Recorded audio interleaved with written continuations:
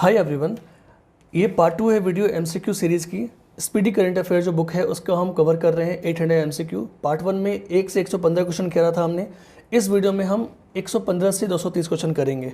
ठीक है, 800 क्वेश्चन जब मैंने सॉल्व किया है तो उसमें ये देखा है कि इस 800 में हमारा इकोनॉमिक का जो बजट एंड सर्वे है इंडिया एंड बिहार का, उससे क्वेश्चन नहीं है, तो वो आप स्पेशली करेंगे। ठीक है, ये सिर्फ करंट इवेंट्स का है हमारा क्वेश्चन। ठीक है, जैसे बहुत सारे क्वेश्चंस मिले हैं पिछले 67 में जो स्पीडी से पूछे गए हैं, इसलिए ये बुक तो करना ही करना होगा। प्लस एक और बुक जो आपको अच्छा लगे आप उसको भी देखिएगा, क्योंकि दो बहुत ज़रूरी है, स्पीडी तो रखना ही रखना है।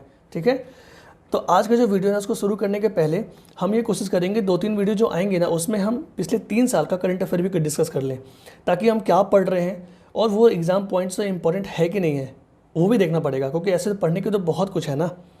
इस बुक को अलग अलग पीसीएस के लिए लोग इसको रेफ़र करते हैं, तो इसमें सारा कुछ हमें नहीं पढ़ना होता है। इसलिए मैं जो 800 एमसीक्यू करवा रहा हूँ उसमें जो इंपॉर्टेंट है हमारे point exam point of view से सिर्फ हम उसको कवर कर रहे हैं। तो अभी हम देखते हैं 67 का, ये मैंने नेट से डाउनलोड किया है। तो 67 का क्वेश्चन देख लेते हैं किस टाइप का पूछा हुआ है, क्विकली देख लेते हैं। ठीक है, ताकि आपको नीचे चल जाए पता एग्जाम का और क्वेश्चन का। जैसे देखिए 121 से लेकर 150 यानी कि 30 क्वेश्चन पूछा है करंट अफेयर से 67 में। ठीक है, इसका नेचर देखिए तो यहाँ देखिए पहला क्वेश्चन ये पीएम से जुड़ा हुआ पूछा है। ठीक है, फिर पिछले साल का जो इंपॉर्टेंट इवेंट था वो ओलंपिक्स था, क्योंकि वो 4 साल में एक बार होता है और पिछले साल हुआ था वो, तो ओलंपिक्स से देखिए दो क्वेश्चन पूछा हुआ है। थर्ड, इसका यूएन एक फेवरेट टॉपिक है किसका, बीपीएससी का। तो यूएन कोई भी चीज़ें करती है ना उससे वो ज़्यादा पूछते हैं। ठीक है, इसके बाद आप देखो तो इंटरनेशनल इवेंट जो बहुत चर्चा में रहा है, तो अफगानिस्तान से यूएस ट्रुप्स बाहर निकले थे, तो उससे जुड़ा हुआ चीज़ देखो यहाँ पूछा है। फिर है राफेल फाइटर जेट, ये इंटरनेशनल इवेंट है जो कि इंडिया को इम्पैक्ट कर रहा है, क्योंकि हमारे पास पहले खेप में 5 या 6 हमारे पास राफेल फाइटर आया था अम्बाला एयरबेस में, है ना। तो ये बहुत इंपॉर्टेंट न्यूज़ बना था। उसके बाद देखो इसमें बोला है कि हमारा गलवान वैली जो हुआ था उसका जो मेन है कब हुआ था ये, तो ये देखो गलवान वैली बहुत ही हॉट टॉपिक था, यानी कि मेजर नेशनल इवेंट्स है। अब इसको मैंने जब करंट अफेयर का डिस्कशन किया था पिछले वीडियो में, उसमें बताया था कहाँ से ये पूछ रहे हैं, तो थोड़ा सा एक बार देखिए। मेजर नेशनल इवेंट्स, इसमें से 8 क्वेश्चन आया था। अब इनमें से भी अगर देखें हम तो इसरो डीआरडीओ के द्वारा कोई एक्टिविटी, कोई मिसाइल कोई लॉन्च होता है वो इंपॉर्टेंट है। प्लस एमओयू जो होते हैं किसी सेंटर स्टेट के बीच में वो important. Plus actions by PM and president, ठीक है, या अदर हाई प्रोफाइल इवेंट्स, इससे क्वेश्चन पूछा है। तो आप देखो यहाँ पे पीएम प्रधानमंत्री जी से क्वेश्चन पूछ लिया है। राफेल फाइटर जेट बहुत इंपॉर्टेंट है, गलवान वैली बहुत इंपॉर्टेंट था जो पूछा हुआ है। तो इस तरीके से आपको थोड़ा फोकस करना है। ठीक है, फिर पेगासुस बहुत चर्चा में था, कई देशों के जो मिनिस्ट्रीज हैं उसमें स्पाई किया गया था, है ना। ये इजराइल के डेवलप किया गया था इस सॉफ्टवेयर स्पाईवेयर। इसके बाद अगर हम देखें तो इसमें एक यूएन सिक्योरिटी काउंसिल, देखिए फिर से यहाँ यूएन पूछ दिया है ना, कि इसमें नॉन परमानेंट मेंबर जो है इंडिया वो चुना गया, वो कब से कार्यकाल शुरू करेगा अपना टेन्योर, ये यूएन पूछ लिया। फिर स्पुतनिक 5 बहुत ही चर्चा में था, रसिया ने बनाया है ना, तो ये इंटरनेशनल इवेंट्स है ये। जो बाइडन सेलेक्ट हुए हैं अमेरिका के प्रेसिडेंट, तो ये भी बहुत इंपॉर्टेंट न्यूज़ है, अमेरिका सुपर पावर है। उसके बाद चीफ गेस्ट कौन थे हमारे रिपब्लिक डे में, तो ये हर साल इंडिया कोई ना कोई चीफ गेस्ट को बुलाता है। तो आप देख रहे हो मेजर नेशनल इवेंट्स हैं, ये मेजर इंटरनेशनल इवेंट है, ये मेजर इंटरनेशनल इवेंट है, ये मेजर इंटरनेशनल इवेंट है। ठीक है, इसके बाद who is the permanent representative of India in the UN, ये भी देखो फिर से यूएन पूछ दिया, है ना। तो यहाँ पे देखो ये इंटरनेशनल इवेंट है इन विच इंडिया इज इम्पैक्टेड, तो ये हमारा क्वेश्चन हो गया। फिर अगर हम देखें तो अब बिहार से भी कुछ पूछा हुआ है कि 2000 सेंसस डेटा काफ़ी इंपॉर्टेंट, मैं करवा दूंगा इसका एक सेपरेट वीडियो बनाएंगे सर सेंसस पे। ठीक है, फिर उसके बाद देखिए रश्मि कुमारी, ये जो भी हमारे फेमस एथलीट होते हैं बिहार से जुड़े, जो न्यूज़ में रहे हैं, जिनको कुछ अवार्ड मिला है, प्राइज़ मिला है, वो पर्सन इंपॉर्टेंट हो जाते हैं, तो देखिए वो पूछा हुआ है। ठीक है, फिर डिजिटल इंडिया अवार्ड बिहार को मिला है, तो ये बिहार स्पेशल से जुड़ा हुआ, जैसे बिहार को कृषि कर्मन अवार्ड मिला था, है ना, या फिर गुड गवर्नेंस अवार्ड मिला था कोरोना में सक्सेसफुल पैसे को वितरण को लेके, तो वो सब है, ये इसी को मिला था लेके। फिर उसके बाद क्वेश्चन अगर हम देखें तो 50% आरक्षण जो है वो कमी, तो स्टैटिक पार्ट का हमारा हो गया। फिर अगर हम करंट देखें तो देखो ये सर्वे से पूछा हुआ है कि जो नया मिनिस्ट्री बिहार में बना है उसमें कौन सा बना है, ठीक है ना। उसके बाद कौन सा डिपार्टमेंट में human development submission in Bihar, कितने डिपार्टमेंट है, तो ये हमारे सर्वे से डेटा लिया गया है, तो ये हमारा सर्वे इंपॉर्टेंट हो जाता है। फिर है कि गरीब कल्याण रोजगार योजना जो है वो प्रधानमंत्री कहाँ से किए हैं, तो ये भी देखो ये पीएम से जुड़ा हुआ एक्शन हो गया, ठीक है ना, पीएम से जुड़ा हुआ, तो ये हमारा इंपॉर्टेंट हो गया। तो प्रधानमंत्री और राष्ट्रपति के एक्शन को मॉनिटर करना बहुत ज़रूरी है। उसके बाद है कोविशील्ड जो वैक्सीन है वो अप्रूव बाई वो किसने बनाया था, तो ये भी देखो बहुत चर्चा में है। भाई कोरोना काल में तो कोविड ही था ना जो वैक्सीन अलग अलग कंपनी बना रही थी, तो इंडिया से कोवैक्सीन और कोविशील्ड 2 था, बहुत इंपॉर्टेंट। फिर अटल टनल, ये भी हमारा जल्दी ही इनॉग्रेट किए हैं प्रधानमंत्री जी, तो ये भी हमारा पीएम से जुड़ा हुआ एक्टिविटी हो गया। फिर अगर देखें तो रेलवे बजट कवर, ये स्टैटिक पार्ट हो गया हमारा। फिर देखो ये हमारा 1.5 साल पहले का क्वेश्चन पूछ लिया, ये इसी के बारे में लोग कह रहे हैं कि बीपीएससी अब 1.5 साल 2 साल के भी क्वेश्चन पूछ रहा है, यूपीएससी का पैटर्न फॉलो कर रहा है, लेकिन 1-2 ही क्वेश्चन है ना, बाकी तो करंट के ही पूछ रहा है। तो बाकी करंट में टच में हो तो आप इसको देख ही लोगे, थोड़ा बहुत भी आइडिया है तो ये भी हमारा करंट का है, ठीक है। बहुत चर्चा में था हमारा जो शाहीन बाग, याद है आपको, सारे का सारे कितने 3 महीने तक जाम रहा था दिल्ली।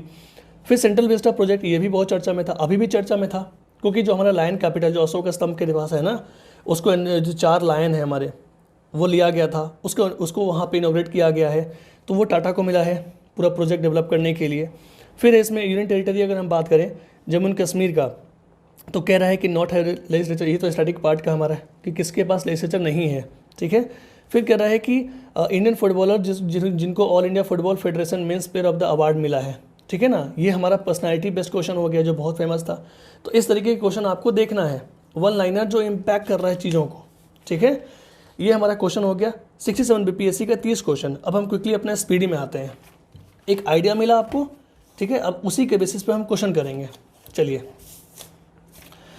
अभी हम करेंगे 115 से, ठीक है ना, 115 से करेंगे आगे का, 116 से। वीडियो थोड़ी लंबी हो रही है, लेकिन देखना पड़ेगा, इतना तो एफर्ट लगा ही सकते हो डीएसपी या एसडीएम बनने के लिए कि आपको थोड़ा सा वीडियो देखना पड़े या खुद से पढ़ना पड़े, एफर्ट तो लगाना पड़ेगा, ठीक है।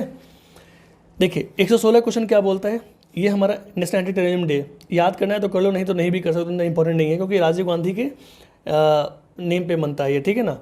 इसके बाद क्वेश्चन हमारा ये है कि which country has been elected by the United Nations General Assembly by a second ballot to replace and put Czech Republic in the United Nation Human Rights Council. Basically क्या है ना कि यूएन का जो है ना 6 ऑर्गन होता है मेन, उसमें से एक हमारा एक डिफरेंट पार्ट है, वो यूएनएचआरसी है, जो इंटर गवर्नमेंटल बॉडी होता है यूएन का, ठीक है, इंटर गवर्नमेंटल बॉडी होता है। अब उस बॉडी में रसिया को हटा के अब उसके जगह पे सेज रिपब्लिक को लाया जा रहा है। क्यों? क्योंकि रसिया यूक्रेन कन्फ्लिक्ट चल रहा है ना। तो ये इंपॉर्टेंट क्वेश्चन है, किसको निकाला गया है, तो वो रसिया को निकाला गया है, उसके जगह पे लाया गया है सेज रिपब्लिक को। अब यूएन के बारे देखो, ये भी हमारा यूएन से जुड़ा हुआ मुद्दा है, तो ये आपको याद रखना पड़ेगा, बहुत इंपॉर्टेंट न्यूज हो जाता है। अब यूएन के बारे में क्विकली एक चीज़ देख लो आप, यूएन क्या है, यूएन का मेनली 6 ऑर्गन है, ठीक है ना। यूएनजीए यानी कि general assembly, security council, economic and social council, trusteeship council, secretariat and ICJ, international court of justice, जो कि नीदरलैंड हेग में इसका हेडक्वार्टर है, ठीक है। तो ये 6 मेन ऑर्गन है, इससे जुड़ा कोई भी एक्टिविटी आता है इवेंट तो आपको याद रखना चाहिए। अब उसी में से यूएनएचआरसी जो है ना, वो एक इम्पॉर्टेंट एक इंटर गवर्नमेंटल बॉडी का पार्ट है, इंटर गवर्नमेंटल बॉडी है यूएन में, जो कि 2006 में बना था, ठीक है। ह्यूमन राइट्स के मुद्दों को देखता है दुनिया भर में कहाँ कहाँ वायलेट हो रहा है, ठीक है। 3 साल का टर्म होता है और इसमें 47 मेंबर्स होते हैं, ठीक है। चलिए अब उसके बाद हम देखते हैं, इसमें क्वेश्चन आया है कि घर घर राशन डिस्ट्रीब्यूशन स्कीम, इसको जो है वो बंद कर दिया गया है, सुप्रीम कोर्ट ने स्टे लगा दिया है। तो ये कौन शुरू किया था? दिल्ली गवर्नमेंट ने शुरू किया था। क्यों किया है इसमें? क्योंकि इसमें किया गया कि जो हमारा आवंटन हो रहा है ना, डिस्ट्रीब्यूशन हो रहा है उसका, जिसको ठेका मिल रहा है उसमें, और जो राशन शॉप में मिलते हैं उसमें थोड़ा सा डेविएशन पाया गया फेयर प्राइस में, तो उससे आहत होकर लोगों ने पीआईएल दाखिल किया था और उस पर ये रोक लगाया गया है। तो याद रखिए, घर घर राशन स्कीम से दिल्ली के दौर से स्टार्ट किया गया था। इसके बाद है कि institution has announced up to $30 billion in aid to address food security. Food security को लेके $30 बिलियन कौन सा दान करेगा? तो वो है वर्ल्ड बैंक, ठीक है, 15 महीनों के लिए। अब ये भी देखिए इंटरनेशनल इंस्टीट्यूशन है, बहुत इंपॉर्टेंट है ये सब, तो आपको थोड़ा ध्यान देना होगा। अब देखिए वर्ल्ड बैंक के बारे में थोड़ा सा जान जाइए। वर्ल्ड बैंक क्या है कि 1945 में जब सेकेंड वर्ल्ड वार था ना, सेकेंड वर्ल्ड वार जब एंड हुआ तो उसके बाद दुनिया में जो फूड स्कार्सिटी था, या फिर जो भी फूड स्कार्सिटी के जगह पे जो अंडर डेवलपिंग कंट्री या अंडर डेवलप कंट्री थे, उनको लोन कैसे दिया ताकि वो रीस्ट्रक्चरिंग कर पाएँ, डेवलप थोड़ा सा अपना प्रोग्रेस बना पाएँ, उसके लिए वर्ल्ड बैंक बनाया गया था। तो ये बनाया गया था, आपको ब्रिटेन वुड कॉन्फ्रेंस हुआ था यूएसए में, उसके तहत 1945 में बनाया गया था। तो देखिए IBRD एंड IDA 2 इंस्टीट्यूशंस को मिला के वर्ल्ड बैंक बनता है, याद रखिएगा। और इस वर्ल्ड बैंक में 3 मोर अगर इंस्टीट्यूशंस को ऐड कर देते हैं तो वो हमारा वर्ल्ड बैंक ग्रुप बन जाता है। काम क्या है इसका? अंडर डेवलप या डेवलपिंग कंट्री को ये लोन एंड असिस्टेंस प्रोवाइड करता है, ठीक है। ये चीज़ आपको याद रखना है। सबसे पहले इंपॉर्टेंट चीज़ क्या है, वर्ल्ड बैंक, तो ये आपको ब्रिटेन्स वुड्स कॉन्फ्रेंस यूएसए जो में हुआ था 1944 में, और फिर फाइनली 1945 में ये बन गया था। ठीक है, इसके अंदर 2 आता है, BRD एंड IDA। इसके बाद क्वेश्चन है हमारा कि which country recently hosted the deaf Olympics 2021। तो डीफ ओलंपिक्स क्या होता है, जो जिसको हम इंडिया में कह सकते हैं दिव्यांग लोग होते हैं जो कि फिजिकली जो है किसी न किसी रूप में चैलेंज्ड होते हैं। ठीक है, तो वो डीफ ओलंपिक 2021 जो हुआ था वो कौन होस्ट किया था, तो ब्राज़ील ने किया था। याद रखिएगा, ओलंपिक्स इंपॉर्टेंट टॉपिक अभी देखा था हमने, 2 क्वेश्चन पूछा हुआ है तो ये भी इंपॉर्टेंट हो जाता है। डीफ ओलंपिक्स 2021 में हुआ था, ब्राज़ील ने किया था। पहला 1924 में पेरिस फ्रांस में हुआ था। ठीक है, इसके बाद हम आते हैं कि which state UT government is planning to launch urban agriculture policy, वो है Delhi government. Urban agriculture policy क्या होता है, ये बेसिकली क्या है ना कि अर्बन एरियाज़ में कैसे हम उसको इम्प्रूव किया जाए, उसको ऑप्टिमाइजेशन किया जाए। जैसे एनिमल हस्बेंड्री हो गया, रियरिंग हो गया, फिर गार्डनिंग हो गया, फार्म हाउसिंग हो गया, बहुत तरीके से हम उसको डेवलप कर सकते हैं ताकि ऑप्टिमाइज हमारा लैंड का इस्तेमाल हो। इसके बाद क्वेश्चन है कि the Punjab government has announce to increase the compensation amount to the families of martyrs. 50 lakh से कितना करोड़ कर दिया गया है, तो वो कर दिया गया है आपको 1 करोड़। जो भी हमारा मार्टियर्स होंगे ना, देश के सेवा में शहीद हुए हैं, उनको 1 करोड़ मिलेगा मुआवजा। ठीक है, फिर क्वेश्चन है कि which country was offered the use of Chittagong port in the Bangladesh by prime minister of Bangladesh. देखिए, प्राइम मिनिस्टर ऑफ बांग्लादेश कौन है, शेख हसीना। अब ये चिटागोंग पोर्ट बहुत इंपॉर्टेंट है क्योंकि चाइना भी बहुत ट्राई कर रहा था कि ये पोर्ट का हमको एक्सेस मिल जाए, लेकिन फाइनली इनको दिया गया है प्राइम इंडिया को। और ये चिटागोंग पोर्ट जो है ना, वो पूरे बांग्लादेश का 70% एक्सपोर्ट इंपोर्ट ही कैरी करता है। तो सोचिए कितना स्ट्रैटेजिकली इंपॉर्टेंट है। अब क्यों ऐसा कर रहा है बांग्लादेश, इसलिए कर रहा है ताकि इंडिया का जो अभी जो बांग्लादेश है ना, अभी आपने देखा होगा वहाँ पे वो टास्क फोर्स, उसका यूएन के जो टास्क फोर्स है उसके मॉनिटरिंग में आ गया है। वहाँ पे जो वायलेशन हुआ था बहुत सारे चीज़ों के लेके, उसके कारण, और साथ में इंडिया म्यांमार का रिलेशन थोड़ा स्ट्रांग हो रहा था, तो एक लिक्विडिटी ऑफर दे रहा है बांग्लादेश ने ताकि उसका इंडिया के साथ रिलेशन और अच्छे हो पाए, ताकि म्यांमार से थोड़ा दूरी हो। क्योंकि म्यांमार, और आपको पता है रोहिंग्या इशू क्या हुआ था, म्यांमार से बहुत सारे जो पलायन करके भागे थे बांग्लादेश में। ठीक है, चलिए अब आते हैं, इसमें क्वेश्चन है which Mumbai Indians fast bowler has become the first Indian player pacer to take 250 wickets. तो ये मुंबई इंडियंस के बारे में केवल कह रहा है, तो वो जसप्रीत बुमराह है। ठीक है ना, तो IPL से जुड़ा एक चीज़ याद रखिएगा, IPL 2007 में फाउंड हुआ था और सबसे पहला विनर कौन था, राजस्थान रॉयल। ठीक है, IPL 2022 अहमदाबाद में हुआ था और जीता कौन था, गुजरात टाइटंस ने उसको खिताब को जीता है। ठीक है, याद रखिएगा, पहला 2007 में हुआ था और 2022 अहमदाबाद में विनर था गुजरात टाइटंस, और हारा कौन था, वो था राजस्थान रॉयल्स।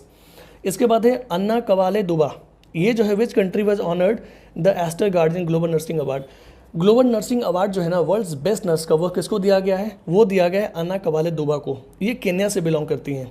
अब ये इंपॉर्टेंट क्यों है, देखिए ये जो है ना, इन्होंने फाइट किया है किसके, अर्ली मैरिज के खिलाफ, और FGM ये फीमेल जेनिटल म्यूटिलेशन होता है। ये क्या होता है, देखिए बहुत सारे, केन्या एक हमारा क्या है, अंडर डेवलप्ड कॉन्टिनेंट है, कॉन्टिनेंट ही अंडर डेवलप्ड, उसमें जितने, तो इसका मतलब क्या है, उसमें जो भी कंट्रीज़ होंगे ना वो भी अंडर डेवलप्ड होंगे। तो उसमें क्या है कि बहुत सारे हमारे ट्राइबल ग्रुप्स हैं या फिर वहाँ के लोकल कम्युनिटी, उसमें क्या है कि अलग अलग एक अनएथिकल प्रैक्टिस होता था फीमेल्स को लेके। अब इसमें क्या है कि फीमेल के जो जेनिटल पार्ट हो, रिप्रोडक्टिव पार्ट के आसपास जो भी हमारे फीमेल जेनिटल पार्ट्स होते हैं, उसको वो फिजिकली रिमूव करते हैं। फिजिकली रिमूव कैसे करते हैं, वो बहुत ही एक पेनफुल प्रोसेस होता है। जैसे उसको सीजर से कट कर देते हैं, या फिर उसको बर्न कर देते हैं, या उसको पियर्सिंग कर देते हैं। पियर्सिंग इन द सेंस जैसे कि होता है ना कि नाक में कुछ लोग लोहा पहन लेते हैं, कान में लोहा पहन लेते हैं, ट्राइबल ग्रुप्स में ही चलता है। तो वैसे ही इस म्यूटिलेशन के खिलाफ उन्होंने बहुत फाइट बैक किया था, इसलिए इनको मिला है ये global nursing award Anna Kabale Duba Kenya को लेके, याद रखिएगा। ठीक है, अर्ली मैरिज और FGM फीमेल जेनिटल म्यूटिलेशन के लेके।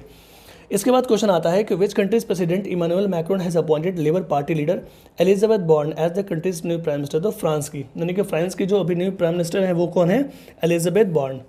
इसके बाद क्वेश्चन है कि recently Finland and which country have shown an interest to join the North Atlantic Treaty NATO.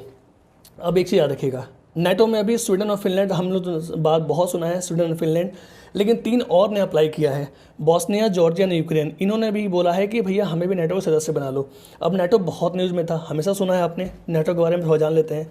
NATO क्या है, ये एक नॉर्थ अटलांटिक ट्रीटी ऑर्गेनाइजेशन है। इसमें क्या है कि अमेरिका प्लस यूरोपियन कंट्री जो भी है ना, वो मिलकर एक संगठन बनाए हैं। इसके तहत आपको एक वेस्टर्न ईस्टर्न जो भी हमारे कॉन्टिनेंट कंट्रीज़ हैं स्पेशली रशिया, उससे बचाव के लिए एक सिक्योरिटी एक ग्रुप है ये हमारा। इसमें 2 आर्टिकल बहुत इंपॉर्टेंट है, चर्चा में रहे हैं, वो आप देख लीजिए, बहुत इंपॉर्टेंट है। पहला है आर्टिकल 5 और दूसरा है आर्टिकल 10। आर्टिकल 5 कहता है कि attack on any one is attack on each all, मतलब कि अभी जो भी हमारे नाटो के जो मेंबर है ना, उस नाटो के मेंबरशिप में किसी एक भी कंट्री पे अटैक हुआ तो वो पूरे नाटो पे अटैक माना जाएगा और पूरे नाटो फिर मिलकर अटैक करेंगे उस कंट्री पे, ठीक है। और आर्टिकल 10 कहता है ओपन डोर पॉलिसीज़ के बारे में, मतलब कि कोई भी यूरोपियन कंट्री है वो अगर नाटो का सदस्य बनना चाहता है तो ऑटोमेटिकली वो आर्टिकल 10 को इन्वोक करके आ सकता है। तो आर्टिकल 5 और आर्टिकल 10 नाटो को आपको याद रखना है, ठीक है। तो फिनलैंड और स्वीडन सबसे पहले थे, लेकिन अभी 2022 में न्यूज़ आया है कि 3 और लोगों ने किया है, बॉस्निया, जॉर्जिया और यूक्रेन, ठीक है। चलिए, इसके बाद क्वेश्चन है हमारा, ये इंपॉर्टेंट नहीं है, ये दोनों क्वेश्चन इंपॉर्टेंट नहीं है, इधर इंपॉर्टेंट क्वेश्चन आते हैं। अब हमारा ये कह रहा है कि which country has been elected as the new president of Association of Election Authorities AAEA 2022-24। ये हमारा इंडिया जो है वो अब नया प्रेसिडेंशियल एसोसिएशन नया इलेक्ट हुआ है उसको गवर्न करने के लिए। ये जो हमारा AAEA है ना, वो 1998 में एस्टेब्लिश किया गया था। टोटल 20 मेंबर हैं और इलेक्शन कमीशन ऑफ इंडिया जो है ना, वो एक फाउंडिंग मेंबर है, ठीक है। तो इलेक्शन कमीशन आ गया न्यूज़ में, थोड़ा सा इलेक्शन कमीशन के बारे में देख लेते हैं। इलेक्शन कमीशन ऑफ इंडिया जो है ना, वो आपको बेसिकली एक कॉन्स्टिट्यूशनल पोजीशन है, जो कि कॉन्स्टिट्यूशनल बॉडी का मतलब क्या होता है, जो हमारा संविधान जब बना था ना, तो उसमें बाय डिफ़ॉल्ट जो संविधान में मेंशन है वो बाद में नहीं, पार्लियामेंट के अमेंडमेंट एक्ट के द्वारा लाया गया है या एक्ट के द्वारा बनाया गया है। ये संविधान में बनाया हमको मिला है, इसलिए कॉन्स्टिट्यूशनल बॉडी है ये, ठीक है। तो इसमें क्या होता है, एक चीफ इलेक्शन कमिश्नर होते हैं और 2 इलेक्शन कमिश्नर होते हैं फिलहाल के लिए। लेकिन अगर हिस्ट्री देखो तो आप हमेशा बढ़ता घटता रहा है, लेकिन फिलहाल के लिए 3 है हमारा, एक चीफ इलेक्शन कमिश्नर और 2 इलेक्शन कमिश्नर। इनका जो टेन्योर होता है वो 6 साल का होता है और यह 65 साल की उम्र तक का होता है, ठीक है, याद रखिएगा। पार्ट 15 में हमको मिलता है इलेक्शन कमीशन के बारे में पता, और आर्टिकल 324 के बारे में चलता है। बेसिकली 322 से लेके 324 से लेके 329 तक हमें इलेक्शन कमीशन के बारे में चलता है पता। उसमें से 324 जो है वो इलेक्शन कमीशन ऑफ इंडिया के बारे में कहता है, क्लियर है। और जो 25 जनवरी 1950 इस समय जो है ना, हमारा इलेक्शन कमीशन ऑफ इंडिया के बारे में इस्टेब्लिश हुआ था ये। तो इसीलिए 25 जनवरी को हम नेशनल वोटर्स डे मनाते हैं। क्या मनाते हैं? नेशनल वोटर्स डे मनाते हैं। ये एक इंपॉर्टेंट डेटा है, आपको याद रखना चाहिए, नेशनल वोटर्स डे। इसके बाद आते हैं, फिर क्वेश्चन है कि कैटलीन नोवाक वो फर्स्ट फीमेल प्रेसिडेंट बनी है किस कंट्री की। ऐसे तो ये इंपॉर्टेंट नहीं होता, लेकिन क्या है कि ये हंगरी, ये फर्स्ट फीमेल प्रेसिडेंट बनी है, इसलिए इंपॉर्टेंट हो जाता है। तो ये हंगरी की बनी है फर्स्ट फीमेल प्रेसिडेंट। फिर आ रहा है क्वेश्चन कि first women officer to join the army aviation corps as a combat aviator. तो ये हर साल कोई ना कोई महिला हर अलग अलग चीज़ में आती ही हैं, तो बस याद रखिएगा कि आर्मी एविएशन कॉर्प्स में कॉम्बैट एविएटर अभिलाषा बराक को बनाया गया है, ठीक है। फिर आता है which birth anniversary of Raja Ram Mohan Roy was celebrated all over India 22 May को। तो ये बना है 250वां। अब राजा राम मोहन रॉय बहुत ही इंपॉर्टेंट पर्सनालिटी है हमारे मॉडर्न हिस्ट्री ऑफ इंडिया में, ठीक है। इस चीज़ को आप ध्यान में रखिए हमेशा। ये देखिए उस समय जो हमारा 1820s से आगे का जो दौर था ना, वो काफ़ी रिवॉल्यूशनरी था, एक सोशल रिलीजियस फेज था। अलग अलग हमारे रिफॉर्मर्स आ रहे हैं, अलग अलग जो ऑर्थोडॉक्सियल सिस्टम था ना हमारा हिंदुइज्म में या उस समय की सोसाइटी में, उसको रिफॉर्म कर रहे थे। तो ये हमारे, इनको बोलते हैं father of modern Indian renaissance या फादर ऑफ बंगाल रिनाइसेंस, ठीक है ना। पुनर्जागरण लाया था उन्होंने। तो इन्होंने 1814 तक अंग्रेज़ के यहाँ एक दीवान की तरह काम किया था, लेकिन 1814 के बाद फिर रिलीजियस मूवमेंट में शामिल हो गए और रिफॉर्म में जुड़ गई है, ठीक है। तो इसमें याद रखिएगा इन्होंने आत्मीय सभा 1815 में बनाया था आत्मीय सभा, और 1828 में ब्रह्मो सभा बनाया था, जो कि बाद में बन जाता है ब्रह्मो समाज, ठीक है। और ब्रह्मो समाज के बाद आगे देखेंगे तो ब्रह्मो समाज ऑफ इंडिया होता है, फिर कैसे कैसे टूटता है, अलग अलग चीज़ें वो हम देखेंगे जब पढ़ेंगे उसको। इसके बाद इनका इंपॉर्टेंट होता है रोल सती और सती मैरिज को, सती जो था ना, सती को एबोलिश करने में, साथ ही साथ विडो रीमैरिज में भी इनका काफ़ी योगदान था। लेकिन विडो रीमैरिज में ज़्यादा योगदान था ईश्वर चंद्र विद्यासागर का, ठीक है। तो ये चीज़ें आप थोड़ा याद रखिएगा, ये फेमस पर्सनैलिटी हैं। इसके बाद क्वेश्चन आता है कि recently who has been appointed as the new private secretary of PM Modi. तो ये बने हैं हमारे विवेक कुमार। अब देखिए अलग अलग कमिटीज़ होते हैं पार्लियामेंट में, अगर आप पॉलिटी में पढ़ोगे तो स्टैंडिंग कमेटी होता है, एस्टीमेट्स कमेटी होता है, एडहॉक कमेटी होता है, अपॉइंटमेंट्स कमेटी हो गया। तो उन्हीं में से एक है अपॉइंटमेंट कमेटी। ये अपॉइंटमेंट कमेटी जो है वो अलग अलग जो पार्लियामेंट्री पोजीशन है ना, या फिर पार्लियामेंट्रियंस जो हैं उनके किसी खास पोजीशन को अपॉइंट करने के लिए ये अपॉइंटमेंट कमेटी रिकमेंडेशन देता है। तो ये अपॉइंटमेंट कमेटी क्या होता है, इसमें कितने मेंबर्स होते हैं, क्या वो सिर्फ लोकसभा के होते हैं, क्या राज्यसभा के होते हैं, इनको चेयर कौन करता है, थोड़ा इसके बारे में आप देखिएगा और कमेंट करके बताइएगा, ठीक है। इसके बाद हमारा आता है कि रिसेंटली एंथोनी अल्बनीज ये न्यू प्राइम मिनिस्टर बनी है किस कंट्री की, तो ऑस्ट्रेलिया की। ऑस्ट्रेलिया हमारा एक क्वाड का हिस्सा है, ठीक है ना, क्वाड का हिस्सा है, इसलिए क्वाड मेंबर के नाते ऑस्ट्रेलिया थोड़ा सा हमारे लिए इंपॉर्टेंट हो जाता है। तो याद रखिएगा ये न्यू प्राइम मिनिस्टर बने हैं एंथोनी अल्बनीज ऑस्ट्रेलिया के, ठीक है।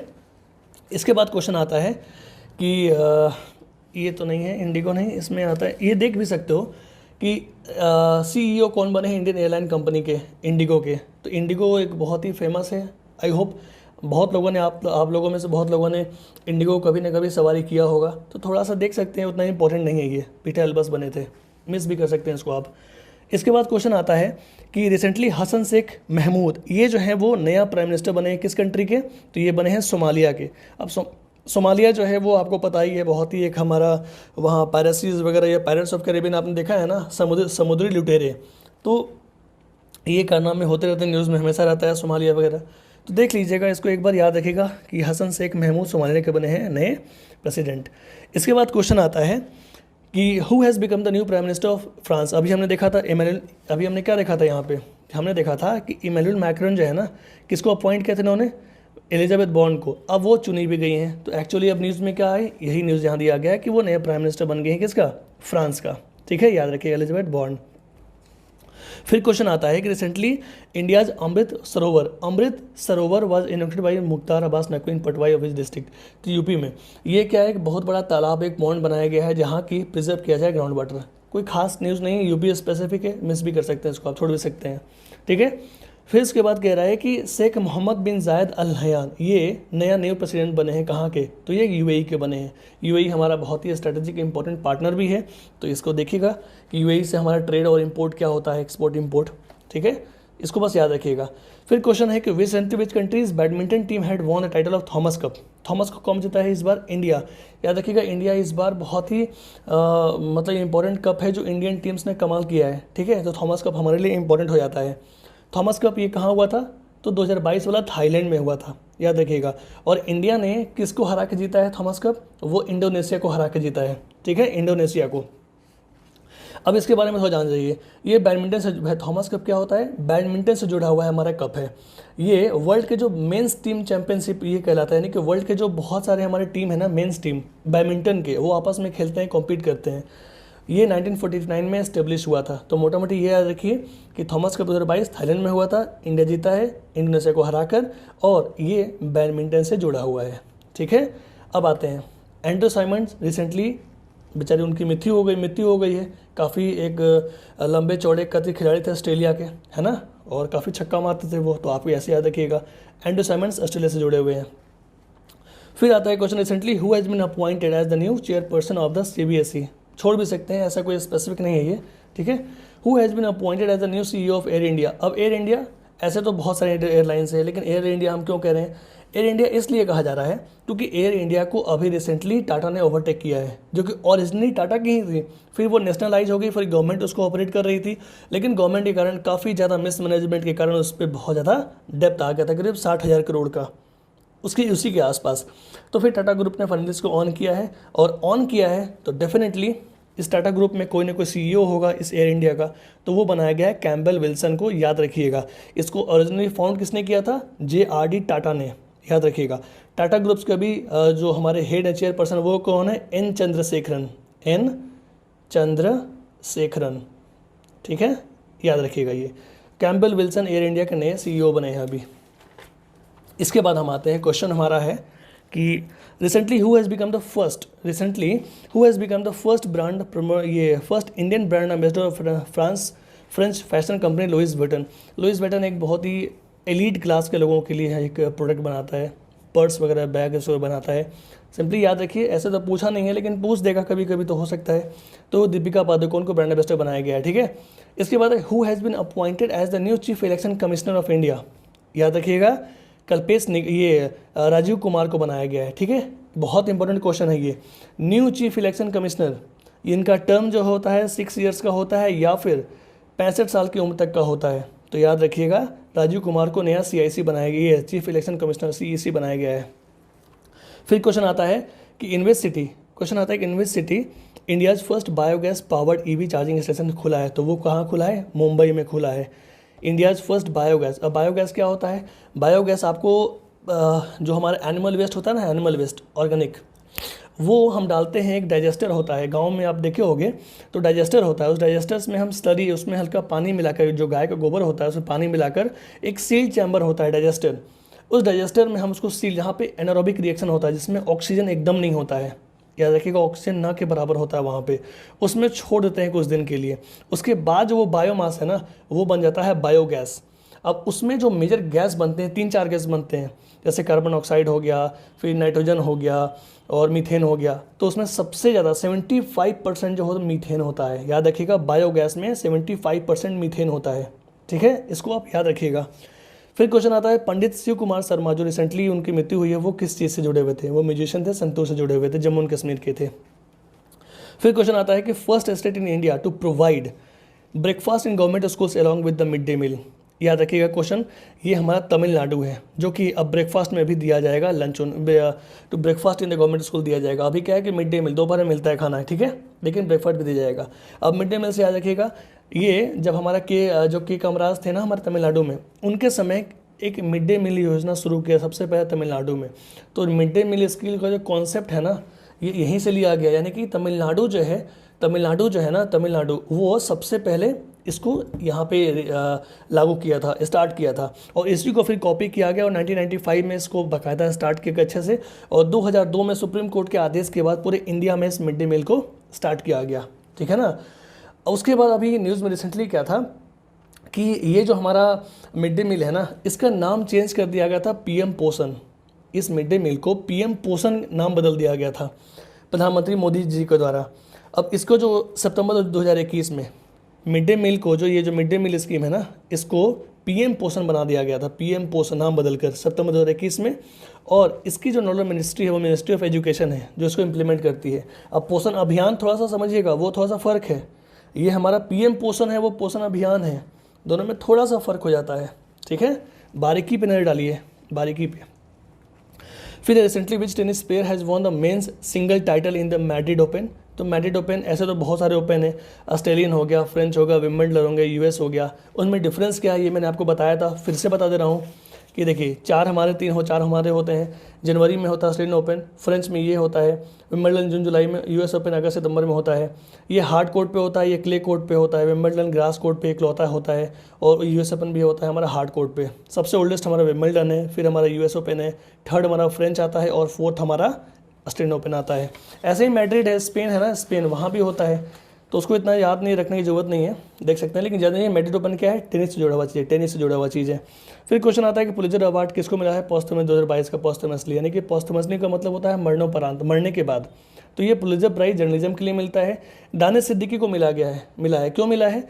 इन्होंने, बहुत कंट्रोवर्सी भी हुआ था कि जो कोविड के कारण जो बहुत से जो डेड बॉडीज है ना, कोरोना के कारण गंगा नदी में ऊपर छहला के बह रही थी सैकड़ों, तो उसको बहुत ही उसको एक गलत तरीके से उन्होंने खींचा है। बहुत लोग इंडिया में क्रिटिसाइज भी उनको किया है, बट उस फोटोज़ के लिए, उस जर्नलिज्म के लिए इनको अवार्ड दिया गया है। तो आप बताइएगा उन्होंने सही किया कि नहीं किया। अब UPSC पेपर दोगे ना, तो उसमें एथिक्स का पेपर होता है, उस एथिक्स स्कोर में आप बताओ कि ये मोरली उन्होंने सही किया कि नहीं किया, ठीक है, कि ये मोरल कोड ऑफ कंडक्ट था, एज एन इंडिविजुअल एथिकल था, वो बताइएगा। फिर हमारा क्वेश्चन है कि government of which state has started loan scheme. जी भाला, ये मुंबई स्पेसिफिक क्वेश्चन है, इसको आप छोड़ दीजिएगा, ठीक है, इधर आ जाइए। इसके बाद हमारा आता है कि वर्ल्ड रेड क्रॉस डे कब बनता है? तो ये बनता है हमेशा 8 मई को। वर्ल्ड रेड क्रॉस डे हमारा कब बनता है? हमेशा 8 मई को बनता है। फिर क्वेश्चन है कि वर्ल्ड फूड प्राइज़ ये 2022 में किसको दिया गया है? वर्ल्ड फूड प्राइज़ किसको दिया गया है? तो देखिए, ये दिया गया है सिंथिया रोजनबर्ग, इनको दिया गया है वर्ल्ड फूड प्राइज़, जो कि 1986 में एस्टेब्लिश हुआ था, और इसका जो पहला अवार्ड है वो 1987 में दिया गया था। अब ये जो सिंथिया रोजनबर्ग है, इनको क्यों दिया गया है? तो इन्होंने जो है ना एक स्टडी किया है कि study for the impact of climate change on the food production. इस पे एक बहुत अच्छा इन्होंने एक बुक लिखा है और उस बुक को काफ़ी ज़्यादा मतलब कि अप्रिसिएशन भी मिला, इसके कारण इनको मिला है वर्ल्ड फूड प्राइज़। तो याद रखिएगा इसको, ठीक है, सिंथिया रोजनबेग। फिर आता है क्वेश्चन कि मियाँ का बड़ा रेलवे स्टेशन, उसका नाम बदल गया गया है महेश नगर हॉल्ट। ये कहाँ है? राजस्थान में। ये राजस्थान में स्पेसिफिक क्वेश्चन है, इसको आप छोड़ दीजिएगा। फिर इसमें क्वेश्चन आता है first Indian women to scale mount Kangchenjunga. बहुत इंपॉर्टेंट क्वेश्चन है ये। अब देखिए, फर्स्ट इंडियन वुमेन है कंचनजंगा। अलग अलग एवरेस्ट पे अलग अलग जो हमारी इंडियंस हैं वो चढ़ते हैं, रिकॉर्ड बनाते हैं। तो इस बार एक फीमेल न्यूज़ में है। फीमेल अगर कोई न्यूज़ में है तो ऑटोमेटिकली वो इवेंट इंपॉर्टेंट हो जाता है हमारे लिए। तो 30 साल की जो प्रियंका मोहिते हैं ना, महाराष्ट्र की, इन्होंने कंचनजंगा पे किया है। लगातार 8 इन्होंने 6-7 और पीक पे चढ़ा है, लेकिन कंचनजंगा पे चढ़ने वाली पहली इंडियन वुमेन है, 30 साल की है, ठीक है। वर्ल्ड स्नूकर चैंपियनशिप 2022 कब हुआ था? तो उसका विनर कौन है? तो रोनी ओ सोलिवान। याद रखिएगा, रोनी ओ सोलिवान जो है वर्ल्ड स्नूकर चैंपियनशिप। पूल खेला ना आपने, ऑनलाइन पूल भी होता है। 5-10 रुपये का आप उसमें रिचार्ज कराओ और 10 मिनट तक पूल खेलो, अलग अलग लाइव, दुनिया किसी कोने में अलग अलग अपोनेंट से। तो वही पूल को बोलते हैं snooker, world snooker championship. India के 2 फेवरेट खिलाड़ी कौन कौन से हैं फेमस? वो है पंकज अडवाणी और गीत सेट्टी, ठीक है। इसके बाद आता है कि first Indian weightlifter to win has gold medal at the IWF junior world championships. तो इसमें क्या है, हमारा वेट लिफ्टिंग में जो मिला है वो हर्षदा गरुड़ को मिला है। हर्षदा गरुड़ को, अंडर 17 जो होता है ना, उसमें इनको मिला है, हर्षदा गरुड़ को मिला है गोल्ड मेडल। याद रखिएगा, वेट लिफ्टिंग के लिए। ये कहाँ हुआ था? ग्रीस में हुआ था। और ये जो हर्षदा गरुड़ है ना, इनको ये खेलो इंडिया यूनिवर्सिटी गेम्स, उसमें भी इनको गोल्ड मेडल मिला था। तो याद रखिएगा, हर्षदा गरुड़ बहुत ही इंपॉर्टेंट न्यूज़ होता है। संतोष ट्रॉफी 2022 किसको मिला है? तो वो केरला को मिला है। संतोष ट्रॉफी फुटबॉल से जुड़ा हुआ है। कई बार पूछ लेता है कि कौन सा ट्रॉफी किस गेम से जुड़ा हुआ है। फिर क्वेश्चन आता है कि रिसेंटली विच स्टार्टेड मुख्यमंत्री मितान योजना। अब मुख्यमंत्री मितान योजना छत्तीसगढ़ देखिए, बिहार के आसपास का जो स्टेट है ना, उसका जो कुछ स्कीम हो गया, बढ़िया न्यूज़ में रहा है। या साउदर्न इंडिया का 4 स्टेट का जो हमारा न्यूज़ है ना, वो थोड़ा देखिए, खासकर केरला तमिलनाडु का, वो पूछ लेते हैं। ये आप प्रीवियस रिकॉर्ड अगर देखिएगा तो मिल जाएगा आपको, ठीक है। तो मितान योजना छत्तीसगढ़ के द्वारा क्या है इसमें कि home access to public services to, जैसे कि होम पे आपको डेथ सर्टिफिकेट, जैसे बहुत से बुजुर्ग हो गए तो कई प्रॉब्लम होती है उनको बहुत सारी चीज़ों को लेके, या फिर जो सीनियर सिटीजन्स हो गए, या फिर नॉर्मल सिटीजन्स भी, उनको आवासीय बनवाना है, या फिर और भी डॉक्यूमेंट है, वो इजीली वो एक्सेसिबल कर सकते हैं ऑनलाइन। तो इसके लिए प्रधानमंत्री ये मुख्यमंत्री मितान योजना किया गया छत्तीसगढ़ का। फिर क्वेश्चन आता है what is the rank of India in the recently release world press freedom index 2022। तो इसमें इंडिया का पोजीशन 150 है। याद रखिएगा, वर्ल्ड प्रेस फ्रीडम इंडेक्स में पहला क्या है? पहला है नॉर्वे का। अब स्कैंडिनेवियन कंट्री जो है ना, उनका हमेशा रहता है। अब एक तो उनका जनसंख्या बहुत कम है, एरिया कंपेरेटिवली ज़्यादा है, डेंसिटी उतना है नहीं, उतना डेंस पॉपुलेशन है नहीं, तो ऑब्वियस की बात है, रिसोर्स ज़्यादा है, तो वो हर चीज़ों को मैनेज कर सकते हैं। अब इंडिया जैसे विशाल देश को मैनेज करके दिखाओ ना एक बार, जहाँ पे इतने डाइवर्स कल्चर हैं, तो वो अपने पैमाने पे सेट करते हैं कैसा होना चाहिए। ऐसा कहाँ होता है। फिर भी याद रखिएगा, वर्ल्ड प्रेस फ्रीडम इंडेक्स जो है वो उसमें इंडिया का रैंक 150वां है। पहला नॉर्वे है, और इसको रिलीज़ कौन करता है? रिपोर्टर्स विदाउट बॉर्डर्स, ठीक है, याद रखिएगा। इसके बाद हमारा क्वेश्चन है new adviser to prime minister Narendra Modi. अभी पिछले हमने क्या देखा था? प्रिंसिपल साइंटिफिक एडवाइजर, ये कौन है? न्यू एडवाइजर हमारे, ये कौन है? तरुण कपूर को, उतना इंपॉर्टेंट नहीं है, फिर भी देख लीजिएगा, पीएम से जुड़ा हुआ मुद्दा ज़्यादा इंपॉर्टेंट है। इसके बाद इसमें कह रहे हैं कि विच इंडियन ऑरिजिन पर्सन जो है ना, वो न्यू चीफ टेक्नोलॉजी ऑफिसर यानी कि CTO अपॉइंट किए गए यूएस इंटेलिजेंस एजेंसी के, वो है नंदमोहन चलनानी। ये बहुत ही इंपॉर्टेंट न्यूज़ है। देखिए, यूएस एक बाहर की कंट्री है, सुपर पावर है, और वहाँ पे कोई इंडियन अमेरिकन उनके गवर्नमेंटल डिपार्टमेंट या पॉलिसीज़ में इंटरफेयर कर रहा है, वहाँ कोई चीफ बन रहा है, वो हमारे लिए इंपॉर्टेंट हो जाता है। इसलिए नंदमूल चंदानी ये इंपॉर्टेंट पर्सन है हमारे, ठीक है, याद रखिएगा, यूएस इंटेलिजेंस एजेंसी के चीफ बनाए गए हैं। फिर क्वेश्चन आता है कि first state in India to set up a gene bank, ये महाराष्ट्र ने किया है। अब जीन बैंक क्या होता है? बेसिकली जेनेटिक रिसोर्सेज जो होते हैं ना, मैरीन प्लांट्स हो गए या फिर एंडेमिक स्पीसीज हो गए, उनका वो कंजर्व कर रहा है ताकि उस पर रिसर्च कर सके और बेटर पॉलिसीज़ बना के उनको और ग्रो कर सके, उनके संख्या को बढ़ा सके। इंटरनेशनल वर्कर्स डे कब मनाते हैं? 1 मई को मजदूर दिवस हम सब ने जानते हैं कि ये बनता है, लेबर डे बनता है 1 मई को, ठीक है, याद रखिएगा, इंटरनेशनल वर्कर्स डे। फिर क्वेश्चन है कि first airline company in India to use Gagan technology. अब गगन, देखिए गगन क्या है? गगन जो है वो इसरो और AI यानी एयरपोर्ट अथॉरिटी ऑफ इंडिया, इसके द्वारा बनाया गया एक हमारा नेविगेशन सिस्टम है, जो कि एयरलाइंस द्वारा यूज़ किया जाएगा। तो ऐसे ही हमारा 3-4 और कंट्री है, उनका खुद का अपना है, ठीक है ना। तो वैसे ही इंडिया का भी अपना है गगन ऑगमेंटेड टेक्नोलॉजी है, नेविगेशन सर्विसेज फॉर फ्लाइट के लिए इस्तेमाल करते हैं, ठीक है। GPS aided geo augmented navigation full form है इसका। तो याद रखिएगा गगन बहुत इंपॉर्टेंट है, जो इसरो एआई के द्वारा डेवलप किया गया है। और इसको यूज़ करने वाला पहला एयरलाइन कौन सा है, वो है इंडिगो। इसके पहले क्या है ना कि जो अलग स्टैंडर्ड जब जैसे अमेरिका का हो गया उसका हम यूज़ कर रहे थे, लेकिन अभी इंडिगो पहला ऐसा है जो गगन को इस्तेमाल किया है, याद रखिएगा।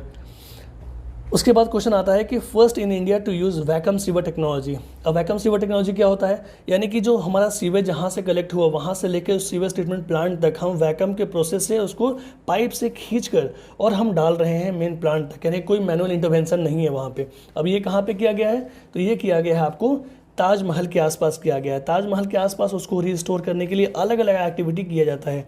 भाई वर्ल्ड हेरिटेज साइट है, इंटरनेशनल साइट है, इतना वहाँ पे टूरिज्म है, इतना प्रोसेस, इतना रेवेन्यू जनरेट होता है उत्तर प्रदेश को, तो इसलिए वो करते हैं। इसके वो कहाँ, आगरा में, कहाँ पे शुरू हुआ है, तो ये आगरा में शुरू हुआ है, ठीक है। इसके बाद question, recently with which sport former Indian female player Elvera Britto has passed away at 81। तो ये हॉकी से जुड़ी हुई थी, एल्वेरा ब्रिटो इंडियन प्लेयर थी, ये फॉर्मर इंडियन हॉकी टीम्स की कैप्टन भी रह चुकी हैं, ठीक है। इसके बाद आते हैं, which village has become India's first carbon neutral panchayat. ये है हमारा बना है पाली डिस्ट्रिक्ट, पाली गांव बना है जम्मू कश्मीर का। Clean and green power, carbon neutral का मतलब क्या होता है, कार्बन कैसे पैदा होता है, हम जब फॉसिल फ्यूल जलाएंगे, अब फॉसिल फ्यूल नहीं जलाएंगे, कार्बन न्यूट्रल का मतलब जलाएंगे ही नहीं, अब जलाएंगे तो पावर कैसे आएगा, पावर आएगा आपको अल्टरनेट सोर्सेज से, जैसे कि रिन्यूएबल सोर्सेज हमारा हो गया, क्लीन एंड ग्रीन पावर यानी कि हमारा सोलर हो गया, विंड हो गया, ठीक है, इससे हम करेंगे। तो ये होता है India's first carbon neutral panchayat, वो है पल्ली डिस्ट्रिक्ट जम्मू कश्मीर। क्लियर है। इसके बाद हमारा क्वेश्चन आता है कि हज कमेटी के नए चेयरमैन कौन बनाए गए, वो बनाए गए हैं एपी अब्दुल कुट्टी, ठीक है, याद रख सकते हैं इसको, इंपॉर्टेंट है। हज कमेटी है हमारा माइनॉरिटीज़ के वेलफेयर्स के लिए, से मुस्लिम्स हैं जो भी हज के लिए जो हमारे जाते हैं मक्का मदीना, उसके द्वारा जो भी सब्सिडाइज इनको सब्सिडीज़ वगैरह मिलती है एलिजिबल पर्सनस को, वो देखती है हमारी हज कमेटी। फिर आता है हमारा Lawrence sportsman of the year 2022, किसको मिला है, तो मैक्स वर्स्टपेन को मिला है। ये क्या है लॉरेंस स्पोर्ट्स पर्सन, ये क्या होता है कि बेसिकली जो दुनिया भर में जितने भी स्पोर्ट्स हैं ना, उस स्पोर्ट्स में अलग अलग पर्सन जिन्होंने एक्सीलेंस किया है, अचीवमेंट किया है, उन प्लेयर्स को वो सम्मान देता है। तो इस बार उन्होंने दिया है मैक्स वर्स्टपेन को। ये किससे जुड़े हुए हैं, F1 फार्मूला 1 चैंपियनशिप से जुड़े हुए हैं, ठीक है। इससे पहले बहुत ही इंपॉर्टेंट नाम जो इसमें आप जानते होंगे, माइकल शुमाकर, उसके बाद सेबेस्टियन बेटल, है ना, ये सब आपने नाम सुना होगा। तो इस बार मिला है मैक्स वर्स्टपेन को।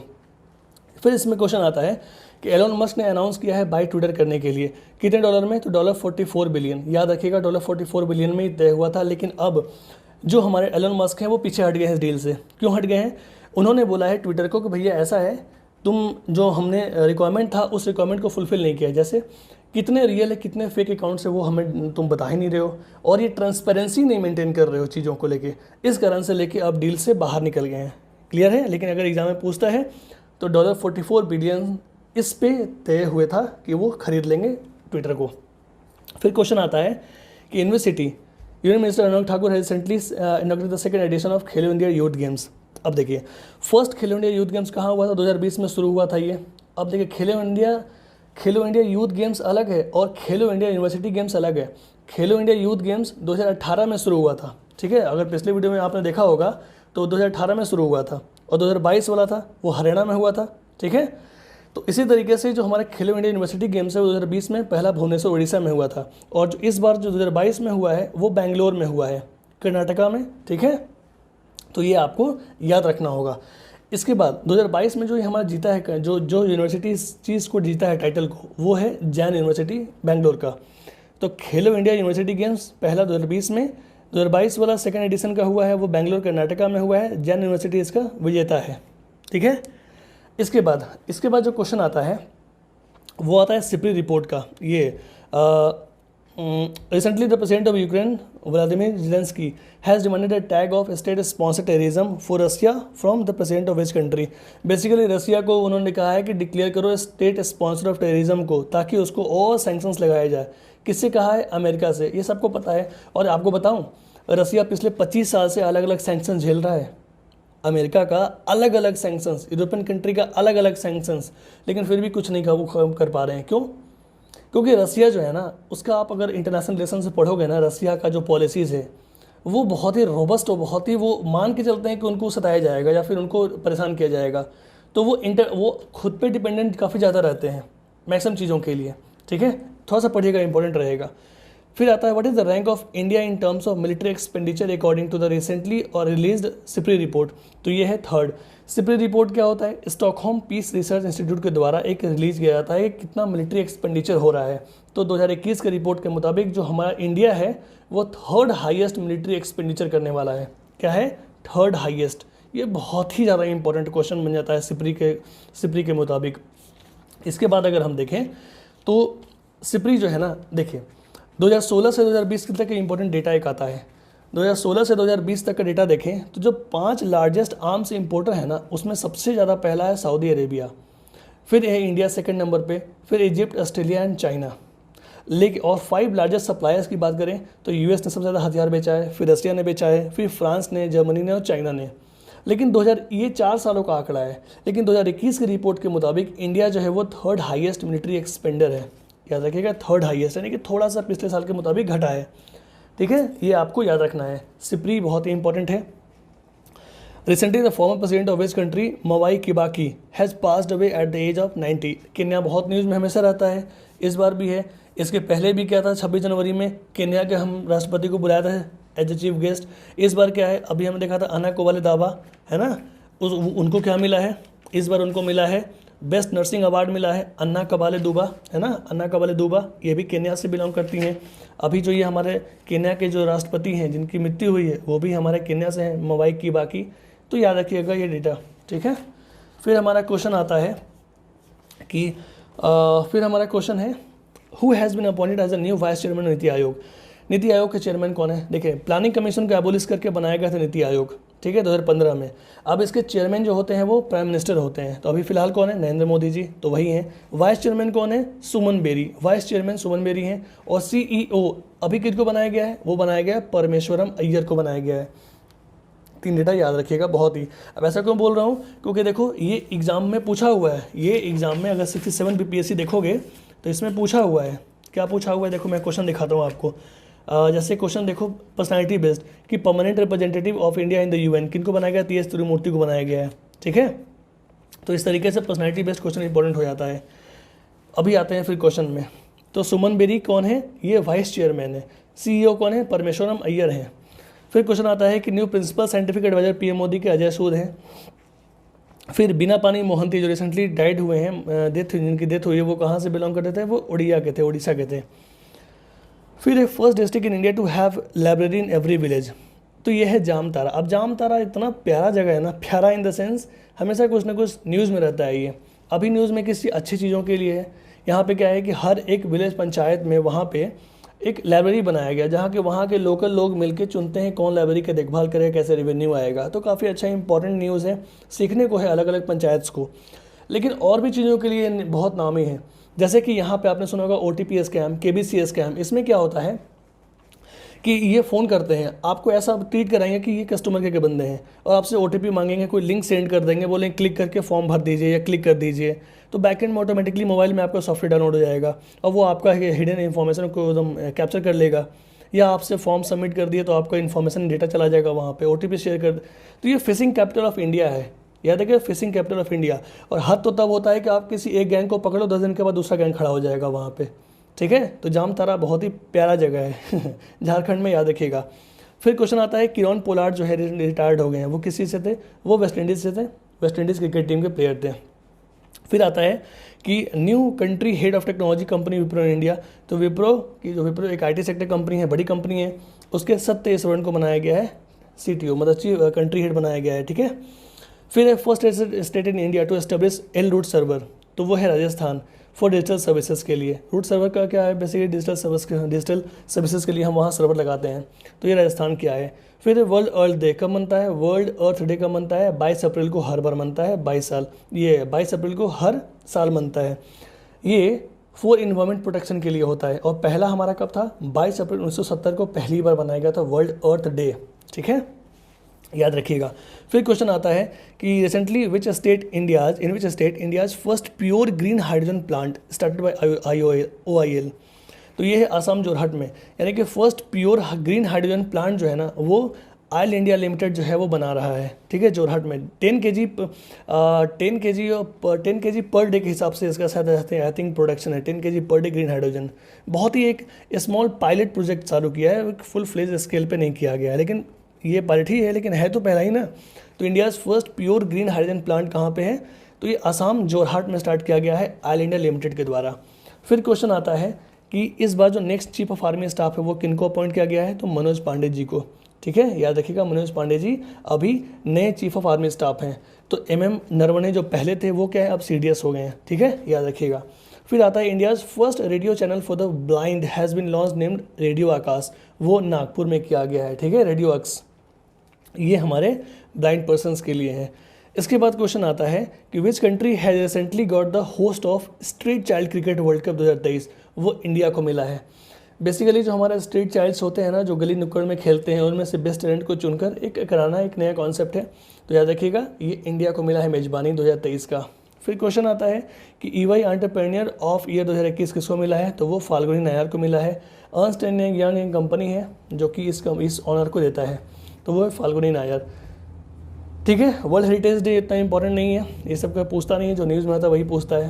तो ये हमारा 115 क्वेश्चन, यानी कि 230 क्वेश्चन तक हमने कर लिया है पार्ट 2, ठीक है। इसमें हमने पिछले ईयर का जो क्वेश्चन है वो भी कवर किया है, ठीक है, तो आप इसको देख लीजिएगा। और आई होप कि वीडियो थोड़ी इंटरेस्टिंग लगी होगी और कुछ एडिशनल इन्फॉर्मेशन हर एक न्यूज़ के बारे में आपने जाना होगा, ठीक है। वीडियो अच्छा लगा तो शेयर कीजिएगा और रिवाइज करते रहिए। चैनल पे नए हैं तो सब्सक्राइब ज़रूर कीजिएगा, क्योंकि यहाँ तक आए हैं तो आप हमारे लिए बहुत स्पेशल बन गए हैं, ठीक है। Thanks for watching, have a nice day.